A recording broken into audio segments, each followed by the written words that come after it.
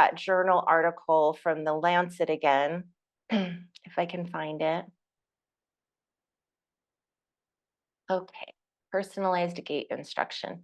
So I want to just share this again. I'm going to send this out again to you guys. I'll also send out the link to the American College of Sports Medicine, which has the best information and education on exercise physiology. Best you can have.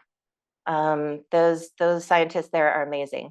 So this is that research study that was done at Stanford, where they're looking at the ability of the response of the volume of cartilage in the knee when people just learn to toe in slightly. Okay, so this is potentially what this means is the change in the progression of osteoarthritis based on movement. And we know that osteoarthritis is progressed by mechanical experiences, by how we stand, how we walk, how we run. Not that we're walking or that we're running or that we're hiking, but how we're doing it. And I wanted to show you guys a very, very simple, this is not all the information, obviously, because histology and cartilage cell behavior is very complex and there's a lot more in it than this. But a sponge is a very good way to think about your cartilage. So like a sponge, your cartilage does not have any active blood supply going to it, and it doesn't have any venous return moving away from it. So that's a big deal because, and it's the only musculoskeletal tissue that is non-regenerative, okay? Almost every other tissue is regenerative. And this isn't because it doesn't have blood supply. The benefits of it not having nerve and not having blood supply is that you can wear it down and it tends not to feel anything. That's a good and a bad, right? Because sometimes you're breaking it down and you're not noticing. So the way that cartilage cells have to breathe is they have to breathe passively, and they do this through mechanical movement. So just like a sponge that draws water into it, it's hydrophilic, it pulls water in, your cartilage will pull fluid into it. The fluid it pulls is like a fancy kind of water called synovial fluid that actually has nutrients in it. And it will pull it in, suck it in just like the sponge would.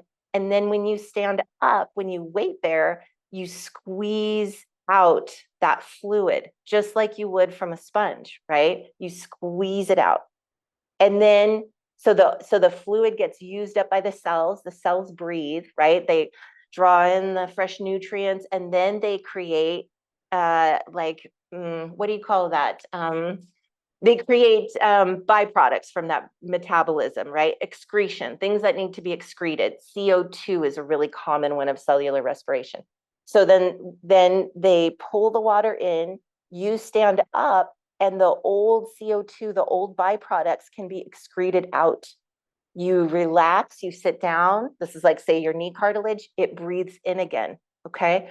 This is important to understand when you are considering arthritis or thinking about cartilage or even bone density, because this is a really important element of it. Many people weight bear unevenly. So like at the knee obviously isn't shaped like this, but it might look like this, which is what was happening in the study, right? Where when people will have their knee driving inward, usually actually there's a little gap. So the knee will kind of be weight bearing on like this, borne on like this. Now, what's happening at this end of the cartilage, it's not getting squeezed out. So you have this buildup of fluid, and the cells are respiring, and they're giving off their byproducts, and there's no excretion happening because there's no compression, right? Over here, what happens is that you have constant compression. So this cartilage cell can't pull, these cells can't pull the synovial fluid into it, so they can't breathe. So then we're causing this cell death, right? This premature cell death. There's another thing that happens in cartilage, and I talk about this a lot in here, and it is a shearing. It is called shearing forces. Okay, compressive forces happen like this, and cartilage is meant to withstand compression. Shearing is when there's partial compression with slipping. Okay, so imagine a sponge that you compress a little bit, and then you have a heavy object on it and you shear it, you slip it to the side. this is going to break down, right? It's going to rip, it's going to tear. It's not meant to sustain those kinds of loads. So when you have somebody who is walking and their knee is slamming inward every time they take a hike downhill, or every time they take a run, or every time they take a step, like my friend at work, she doesn't have enough butt to control her femur, then you have that, she's weight bearing and she gets that slipping. Over time, that too is going to cause cell death to this cartilage. Okay.